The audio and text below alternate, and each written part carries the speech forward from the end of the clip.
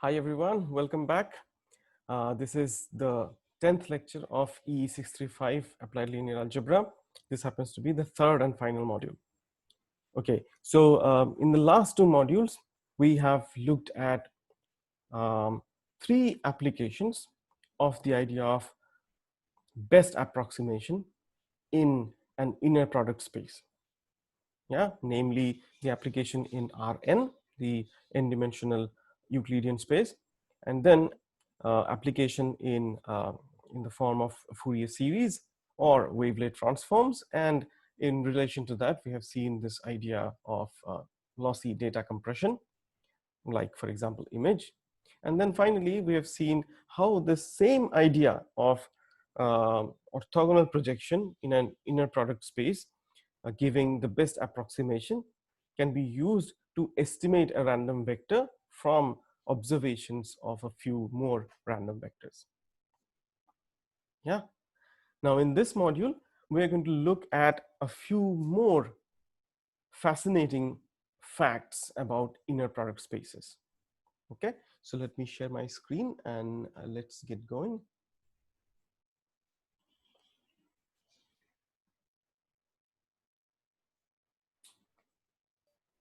Right. Okay, so once again, we are back in the abstract setting of an inner product space over R or C. So let V not necessarily finite dimensional. V is an inner product space.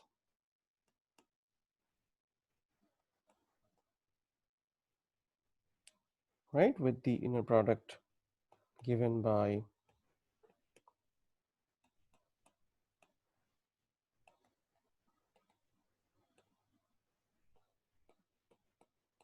this symbol. Remember the properties of this inner product. Okay. Now let W in V be a subspace. Yeah, one can define what is known as this W perp. What is that? W perp is the collection of all V in V such that VW is equal to 0 for all W in the subspace W. That means this is the collection of all the vectors that are orthogonal to every vector in the subspace W. Right? You can easily check that this also is a subspace. Yeah, indeed. Say V1 and V2, both of them suppose are in W perp. And let's say alpha is an arbitrary scalar from the field of real numbers or complex numbers over which the vector space is defined. Then we know that W perp is a subspace if and only if alpha V1 plus V2 also is in W perp. But for that, let us check what happens to this inner product. By linearity in the first variable, this is nothing but alpha V1 W plus V2 W. Because V1 and V2 are in W perp, this guy is 0, this guy is also equal to 0. So this indeed is equal to 0, which implies that alpha V1 plus V2 must also be an element from W perp. So of course W perp is a subspace. So this implies W perp is a subspace. Yeah, we can easily notice that when we have this W perp, yeah, if we have 0 as W, then 0 perp is going to be all of V. Prove this. This is your homework. Immediate attention problem, in fact. And similarly, V perp will be 0. Prove this too.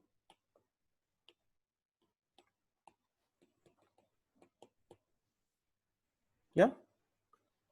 But what more can we say about this W and W perp?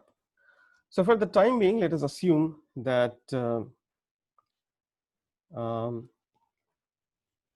Let us assume this particular important thing. So let us assume that, and we're going to keep assuming this till the end of this module. Assume that for all V in V, there exists V bar, V hat in W such that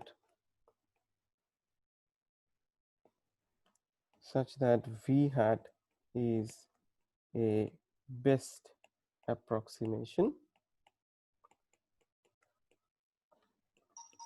of V by a vector in W. It's not a very restrictive assumption to make, because, like, for example, when W is finite dimensional, when W is finite dimensional, then this is true, as we have seen. As we've seen in the last lecture, that if W is finite dimensional, then this is true as shown in lecture 9. Yeah, I hope you remember that you choose this orthogonal basis in W. Yeah, and then just take the projection in along each of those orthonormal vectors. Those are the coefficients. Take the linear combination with those coefficients. That is your best approximation, and in fact it's unique. We have also seen in the last lecture that when it exists, it's also unique. So therefore this V hat, by assumption that we have mentioned in star, this V hat is also unique. Okay, now in that scenario, something interesting happens. You see,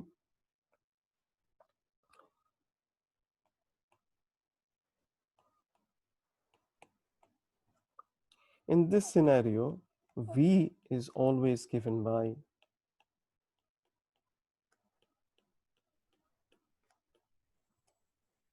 V is a so-called direct sum of W and W perp. We have to explain what we mean by direct sum.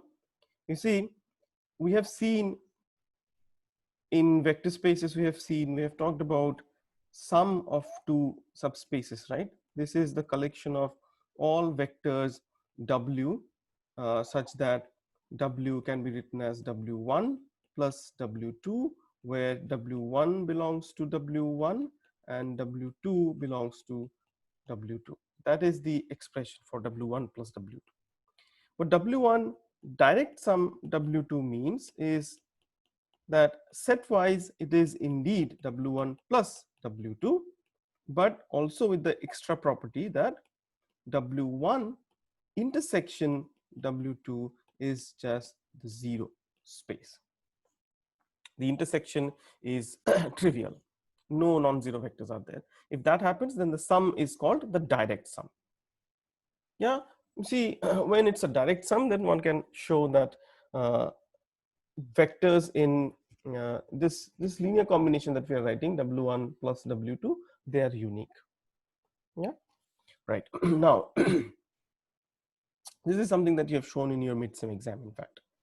Now, that the uniqueness part. Yeah. Now, to prove what we have mentioned here, that when W is a subspace such that every vector in V has a best approximation in W, then V is always the direct sum of W and W perp. By the way, this W perp in that case is called the orthogonal complement of W. Where should I write? Yeah, in the definition itself, let me write the name. It's called the orthogonal complement.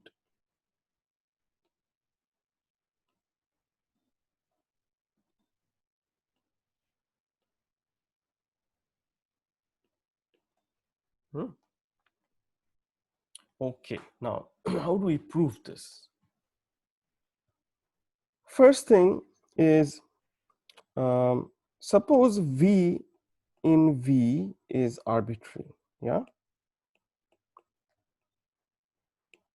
by assumption there exists V hat in W such that V hat is, now I can write the best approximation by a theorem that we have proven in the last lecture. This implies V minus V hat is orthogonal to every W in W, which then means that V minus V hat belongs to W perp, right? But then this is simply V plus V hat plus V minus V hat, right? I can write V like this, I can decompose V like this, where now notice this guy belongs to W and this guy belongs to W perp. So done. So every vector V, it is possible to do that, which means V, the space V is indeed sum, can be written as the sum of these two subspaces. Now all it remains to show is that W intersection W perp is just 0. But then this actually trivially follows from the definition, from the axioms of inner product. Indeed, say V belongs to W intersection W perp, which means V belongs to W, V belongs to W perp also. Because V belongs to W perp, this means V is orthogonal to itself. Because V is in W perp, it should be orthogonal to every vector in V, every vector in W perp. Sorry, let me repeat. V is in W perp, which means V is orthogonal to every vector in W, but V itself is in W. Therefore, V must be orthogonal to itself. But this is true if and only if the inner product of V with itself is equal to 0. But then this implies V must be equal to 0 by the axioms of inner product. Yeah, is that all right? So only the 0 vector is, we have shown this. So therefore, this implies V is indeed equal to W direct sum W perp. Done.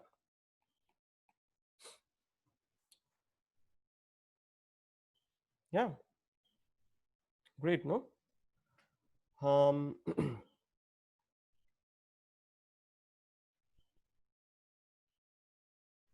Right. So this clearly shows that if dimension of V is also finite, then this implies dimension of V must be equal to dimension of W plus dimension of W perp plus, sorry, minus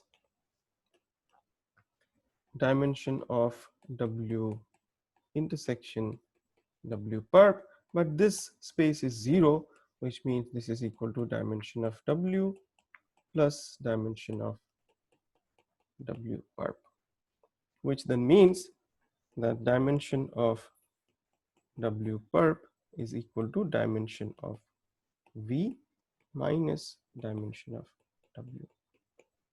If you like, this is another form of rank nullity theorem, but in terms of inner product spaces and orthogonal complement of a subspace.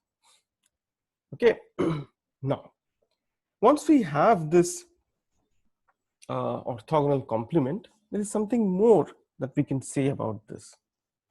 Yeah, something that will be that in fact is quite useful for us. You see, by the assumption star, by the assumption star,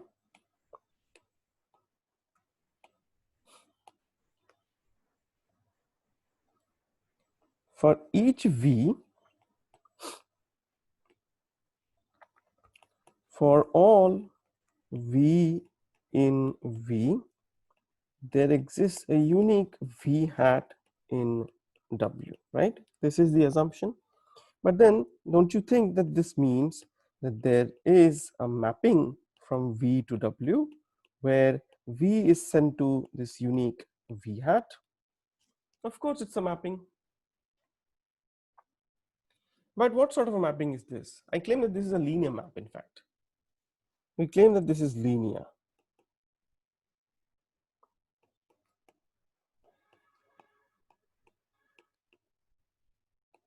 How do we show that P is linear? So say I take two vectors V1 and V2 in V, arbitrary vectors, and alpha an arbitrary scalar. What happens to P acting on alpha V1 plus V2? What happens to this guy? Remember that I'm saying that P takes every vector to its orthogonal projection. Yeah. Now just notice, suppose I look at this guy out here, where V1 bar is the orthogonal projection of the orthogonal projection of V1, and V2 hat is the orthogonal projection of V2. Suppose I look at this guy and I look at the error, which is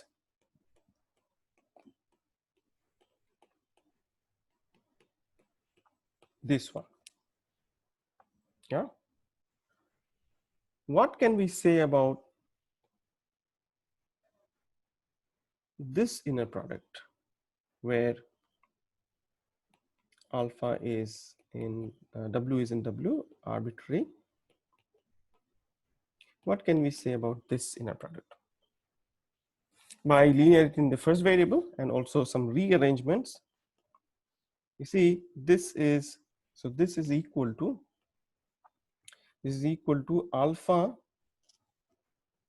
V1 minus V1 bar or V1 hat plus V2 minus V2 hat, this inner product with W, but by linearity this is alpha V1 minus V1 hat W plus V2 minus V2 hat W. But you see this belongs to W perp, right? By our earlier theorem in the last lecture, this is also in W perp because V1 hat is a best approximation if and only if V1 minus V1 hat is orthogonal to W. V2 hat is a best approximation of V2, is orthogonal projection if and only V2 minus V2 hat is orthogonal to orthogonal to W. Yeah, so then this must be 0, this must be 0, this is also 0, which then actually means that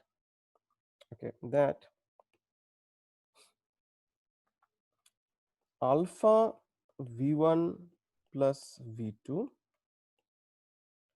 minus alpha V1 hat plus V2 hat, this vector is orthogonal to W. Yeah, but this is indeed a vector in W because W is a subspace. So here is a vector which is such that the corresponding error is orthogonal to W. So then this must be a best approximation, and best approximation is unique. So this implies alpha V1 hat plus V2 hat is a best approximation by our theorem last lecture, best approximation. And so therefore by uniqueness, alpha V1 plus V2, its best approximation must be alpha V1 plus V2. So this, however, is P of alpha V1 by definition V2 is this is definition, but then this is equal to alpha P V1 plus P V2, which means P is linear. This implies P is linear. So it's a linear map. Great, no? This linear map is called the orthogonal projection map. P is called the orthogonal projection map. Some nice properties of P. So we have already proven that P is linear.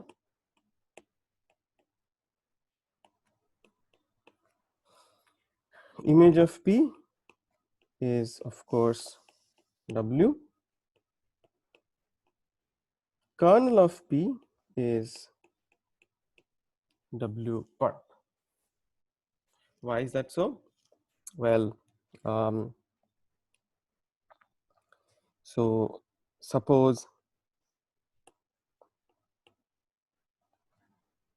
so first we show kernel of P is a subspace of W perp. So take V in kernel of P. This implies V hat is equal to PV is equal to 0. This implies V minus V hat, which is equal to V hat is 0, right? Which is just V. But this must belong to W perp, no? By definition, this belongs to W perp. So V is contained in W perp. On the other hand, W perp, in order to show W perp is contained in kernel P, let V belong to W perp.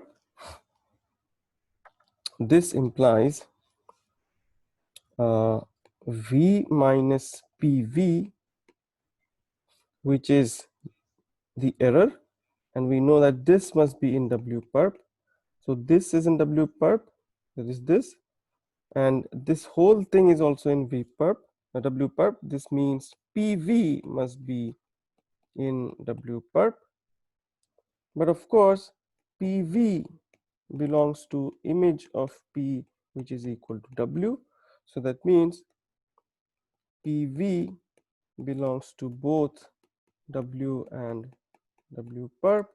This we already know is 0. So this means PV must be 0, which means V must be in the kernel of P. Yeah, so kernel of P is W perp. Also, quite interestingly, P square must be equal to P. Right? Indeed, because let W be a vector in W. Yeah, then then P acting on W must be what? P acting on W must be such that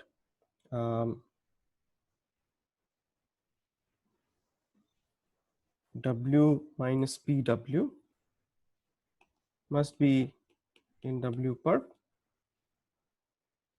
right? So, but W is in W, PW of course must be in W. So that means W minus PW is in W as well. So this is both in W and W perp, which means W minus PW must be equal to 0, which means W is equal to PW. So for every vector W in the space itself, orthogonal projection must be itself, which is quite understandable anyway. Yeah, is that all right? Now, if that is so, then this means when I take P and I apply PV to it, PV already is in W.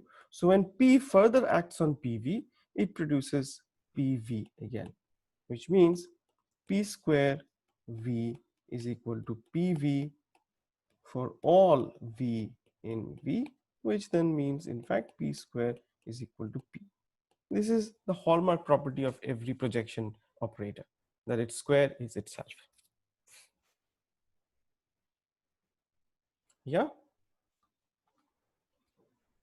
Interestingly, if we now look at identity minus P, this is going to be a map from V to W perp.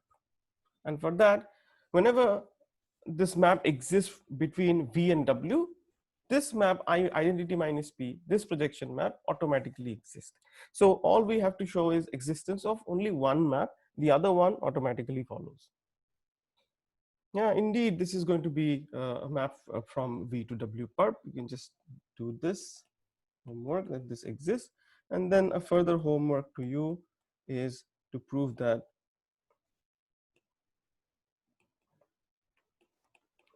this is a projection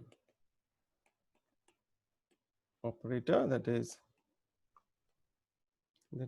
is a projection operator that is identity minus p whole square is identity minus p.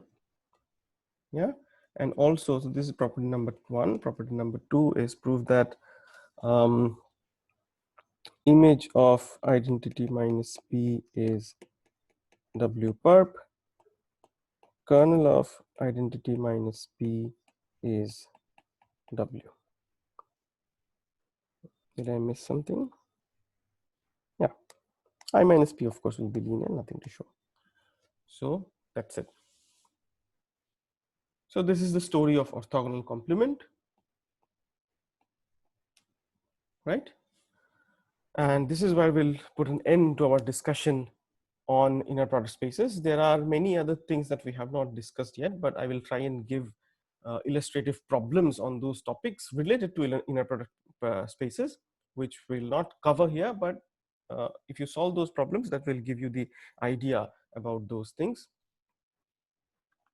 Yeah, namely, there is this concept of unitary or orthogonal operators, then normal operators, all these operator ideas where inner products, operators between inner product spaces have these extra properties. One can talk about these extra properties of those operators. All right. Now, however, although we'll not talk about these operators here, what we're going to do next in the next lecture would be to we'll take a paradigm shift and we'll try and discuss about what is known as invariant subspaces of linear operators, right? And how, in terms of invariant subspaces, one can decompose a linear operator, yeah, using change of basis. Yeah, that will be the topic that we will discuss for the rest of this course.